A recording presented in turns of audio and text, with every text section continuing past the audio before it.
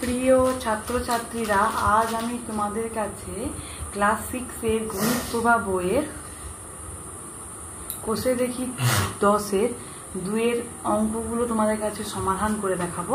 আমি আগের দিন 1-এর অঙ্কগুলো সমাধান করে নিয়েছি, আমার চ্যানেলে গিয়ে তোমরা অবশ্যই দেখতে পারো।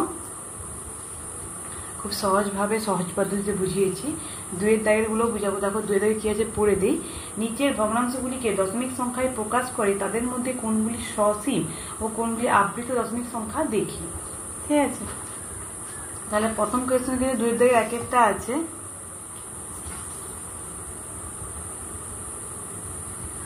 তেরো বাই 20, তাই তো? তাহলে আমি ঠিক সেম ওরকম করে নেব। 20 দিয়ে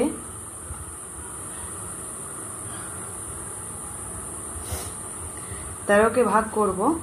দেখো ভাগ যাবে নি, সেই কারণে আমি কি করবো, যেহেতু বাইরেরটা বড় আছে ভিতরেরটার থেকে, যেহেতু ভাগ যাওয়া সম্ভব নয়, তাই হচ্ছে আমি দশমিক দিয়ে একটা শূন্য বসাবো। এবার দেখো ভাগ যাবে, এবার নিশ্চয়ই বুঝতেই পারছো। দেখো 20 থেকে ভিতরেরটা হচ্ছে বড় হয়ে গেছে, তার মানে এবার ভাগ যাবে।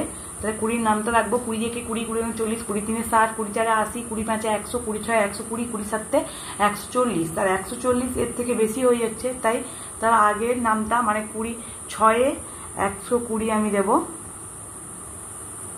দিয়ে দেখো ভাগ করবো 0, 2-এর বিয়োগ করবো, সরি 2-এর পাশে 3 কাটলে কত হয় 1।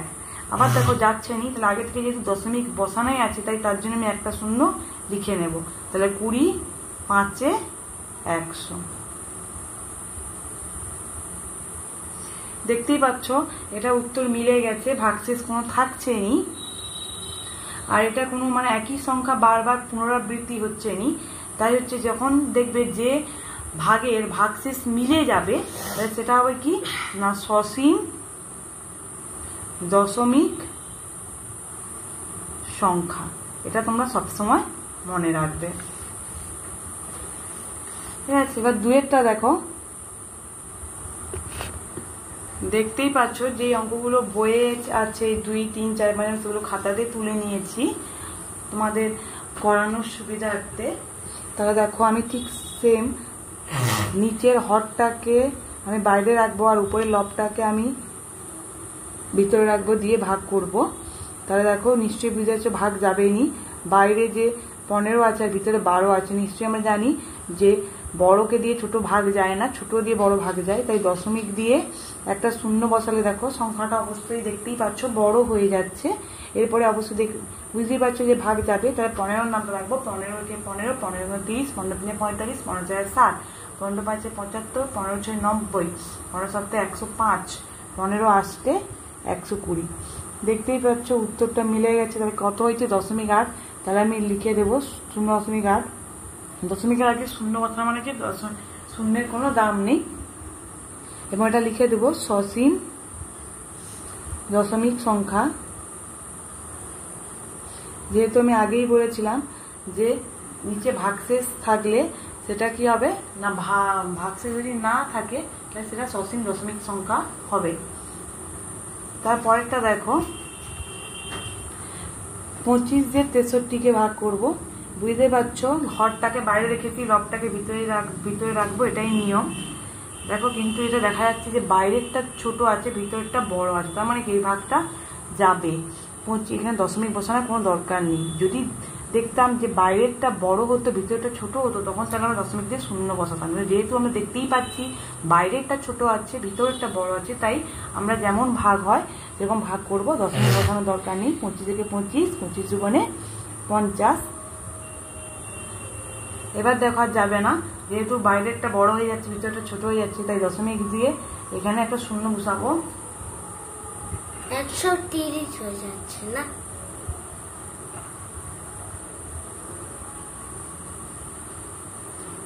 তাহলে 25 5 125।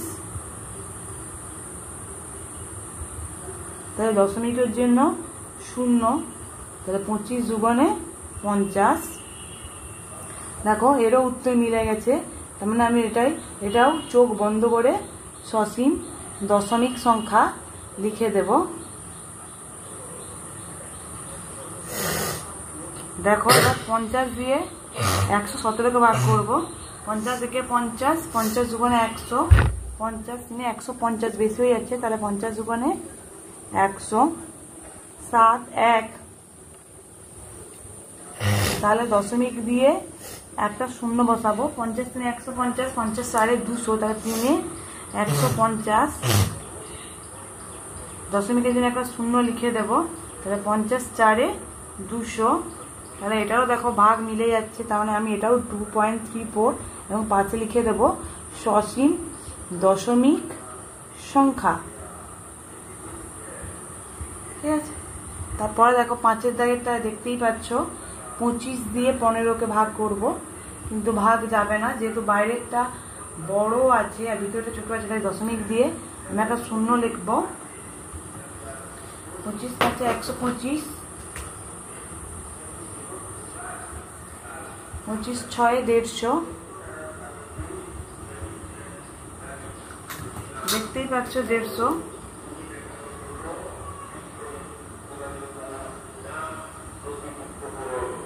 তাহলে দশমিক 6 লিখে দেব, লিখে দিয়ে এখানে লিখে দেব সসীম দশমিক সংখ্যা। ঠিক আছে, এবার আমি 6-এর অঙ্কটা তোমাদেরকে কষে দেখাবো। দেখো আমি পরের অঙ্কগুলো তুলে নিচ্ছি, 6 7 8 9। ঠিক আছে, অঙ্ক তোমাদের কাছে কষে দেখাবো। দেখো 37 দিয়ে 60কে ভাগ করব, তাহলে 37 দুগুণে 54, সরি 74, মানে 37 থেকে 37এই যাবে,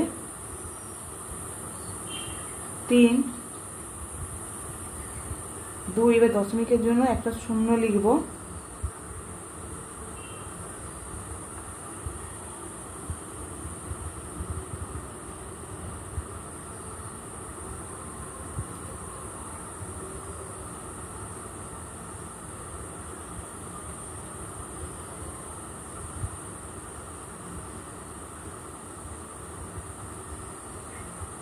দেখো এবার 6-এ যাবে 222,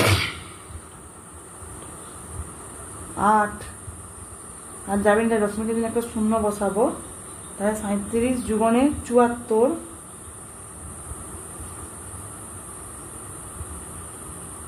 দেখো 6, আবার ঠিক আমি দশমিকের জন্য একটা শূন্য বসাবো, আবার ওরকম ভাবে আবার 37 1-এ 37 হবে, ওরকম ভাবে আবার হচ্ছে ঘুরে চলতে থাকবে।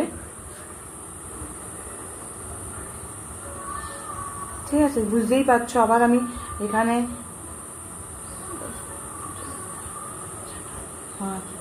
2, আমি আবার দেখো সেই 230 চলে আসতেছে, আমি আবার ওরকম করতে থাকবো, তার মানে এখানে 1.62, এখানে হবে এটা 2, কারণ ওই অঙ্কটা আবার রিপিট হচ্ছে, যেহেতু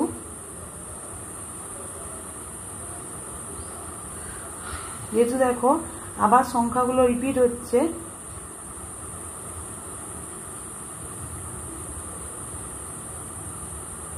তাই আমি এটা 6 থেকে 1 পর্যন্ত পুনরাবৃত্তি হবে, যেহেতু এই আবার 1 আসছে, আবার 6 আসবে, আবার 2 আসবে, আবার 1 আসবে, এরকম হতেই থাকবে বারবার ঘুরে ঘুরে, সেহেতু এখানে উত্তরটা হবে 1.621, আর এদের মাথায় আমি পৌনঃপুনিক দিয়ে দেবো, যেহেতু এরকম আবার ঘুরে ঘুরে একই সংখ্যা বারবার আসবে, তাই এটা আমরা লিখব আবৃত্ত দশমিক সংখ্যা। ঠিক আছে, আর 7-এর দাগের অঙ্কটা দেখো, 22 দিয়ে 85কে ভাগ করবো, 22 3 66, দশমিকের জন্য একটা শূন্য,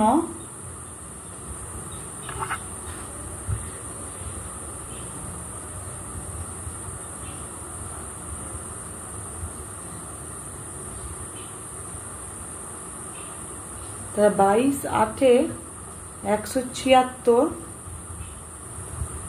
4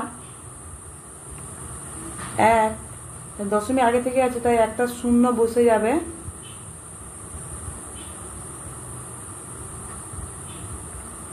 140,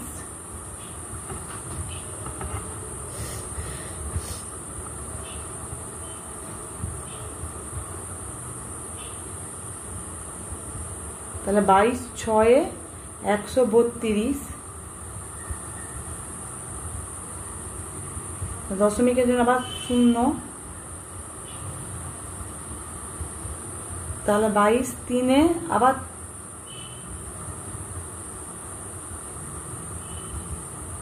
4 7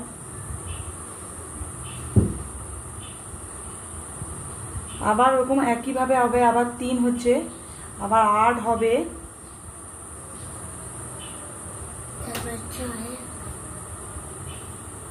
ঠিক একইভাবে আবার রিপিট হবে। 3-এর পরে আবার হচ্ছে 6 হবে, এরকম রিপিট হতে থাকবে। তাই এই 8 আর 6 মাথায় পৌনঃপুনিক হবে, 3.863, আর পৌনঃপুনিক হবে এই দুটো মাথায়। 3 লেখার দরকার নেই, আর এখানে আমরা লিখে দেব নিচে আবৃত্ত দশমিক সংখ্যা। ঠিক আছে, এবার আমি 8-এর অঙ্কটা তোমাদের কাছে করে দেখাবো। 121/55, দেখো 55 দিয়ে 121-কে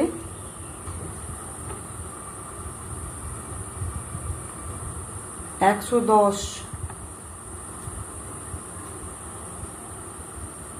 দশমিক দিয়ে একটা 0, তার মানে 2-এ 110। তাহলে বুঝতেই পারছো এটা উত্তরটা মিলে গেছে। তার মানে এটা আমি কি লিখবো না, সসীম দশমিক সংখ্যা। যেহেতু আমি তোমাদেরকে আগেই বলেছিলাম যদি ভাগশেষ মিলে যায় তাহলে সেটা আমরা সসীম দশমিক সংখ্যা লিখে দেব। IX এরটা কত আছে দেখো, 153/63, 153-কে 63 দিয়ে ভাগ করব,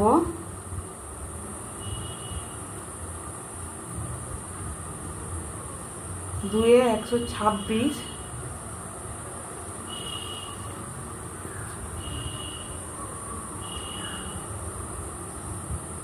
শূন্য দেখো,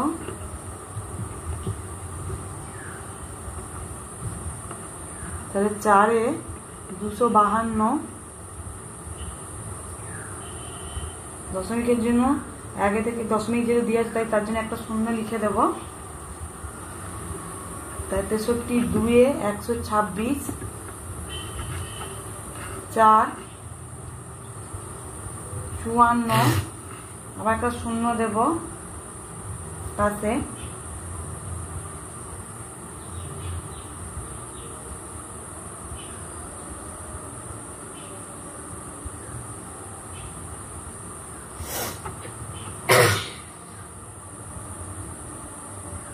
তাহলে এটা 8-এ যাবে, 504,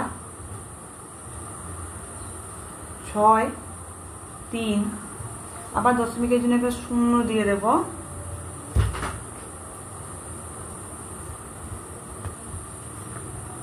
পাঁচে 315, 5 হবে 445, তাহলে আবার একটা 0 দেবো দশমিকের জন্য।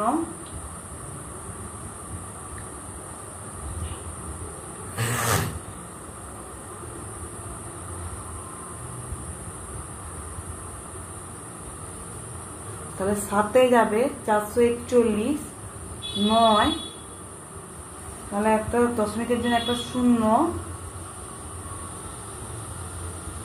তাহলে 63 একে 63,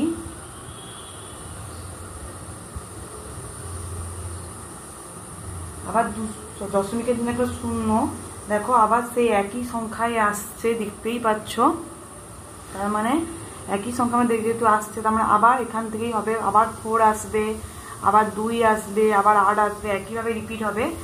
ঠিক আছে, তাই 4 থেকে 1 পর্যন্ত পৌনঃপুনিক হবে, তার মানে 2.428/7 যেহেতু আমরা পৌনঃপুনিকটা কেমন দেবো, যেহেতু এর পর থেকে আবার রিপিট হবে তাই এখানে পৌনঃপুনিক দেবো। আবার একই সংখ্যা যেহেতু এর পর থেকে আসবে, আর যেহেতু এখান থেকে রিপিট হবে, মানে এই সংখ্যাটাই রিপিট হবে, 4 থেকে রিপিট হবে, তাই আমরা এখান থেকে পৌনঃপুনিক শুরু করবো। মাথায় রাখবে। যতটা পর্যন্ত যেখান থেকে শুরু হবে পৌনঃপুনিকটা, ধরো 4 হচ্ছে, 4টা আবার রিপিট আসবে, তার মানে 4-এর মাথায় পৌনঃপুনিক হবে। আর যেখান থেকে রিপিট হচ্ছে মানে 4-এর আগে কি সংখ্যাটা আছে তার আগে মাথায় পৌনঃপুনিক হবে, আগের সংখ্যা। তাহলে এটা কি লিখবো? আবৃত দশমিক সংখ্যা। ঠিক আছে, এবার আমরা 10-এরটা করবো। দেখো 97/20, 97 দিয়ে 20-কে ভাগ করব। 20 × 80, দশমিকের জন্য একটা শূন্য দেবো।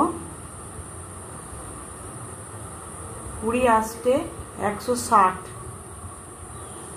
দশমিকের জন্য একটা শূন্য, 20 5 100। দেখো এটা উত্তর মিলে যাচ্ছে, তাই 4.85। আর আমি আগেই বলেছিলাম যদি ভাগশেষ না থাকে তাহলে সেটা চোখ বন্ধ করে সসীম দশমিক সংখ্যা আমরা লিখে দেব। ঠিক আছে, এবার 11টা করব। 196/45,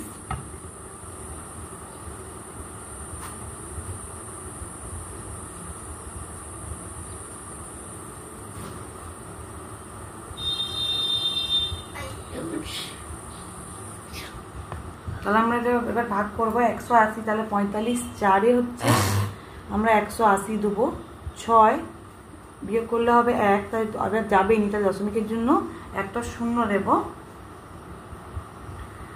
তার মানে 45 3-এ হবে 135, 5 2, তাই দশমিকের জন্য একটা শূন্য দেব। তাহলে 25, তাহলে 45 5-এ 225, 5 2 আবার শূন্য দেব। তার মানে 45 আবার 5-এ 225, আবার 25 হবে। দেখতেই পাচ্ছ এখানে অন্য কোনো সংখ্যায় হচ্ছে রিপিট হচ্ছে না, শুধু 5টাই যেহেতু রিপিট হচ্ছে।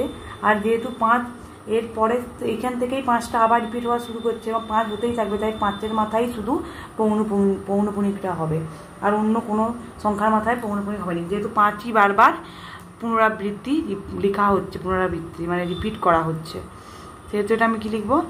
আবৃত দশমিক সংখ্যা। ঠিক আছে, তাহলে এবার 211/25, 25 4-এ 100, 25 5 25, 25 4-এ 150,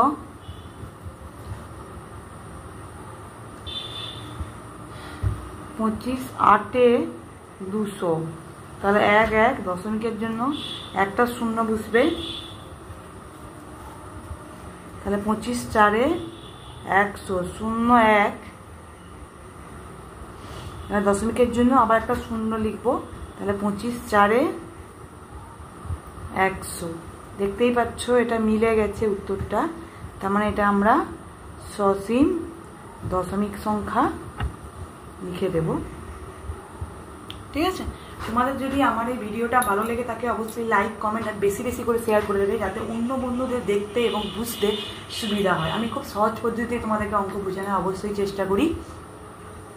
আমি পরের দিন তোমাদেরকে এখানে 3-এর দিকে যে অঙ্কগুলো আছে সেই অঙ্কগুলো ভালো করে বুঝিয়ে দেবো এবং কষে দেখানোর চেষ্টা করাবো।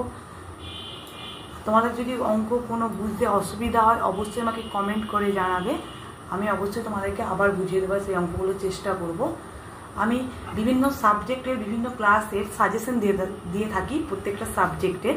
তোমাদের যদি এমন কোনো সাবজেক্টের সাজেশন মনে হয় দরকার তাহলে অবশ্যই আমাকে কমেন্ট করে জানাবে, আমি সেই সাজেশনটা তোমাদেরকে দেওয়ার চেষ্টা করবো। ধন্যবাদ।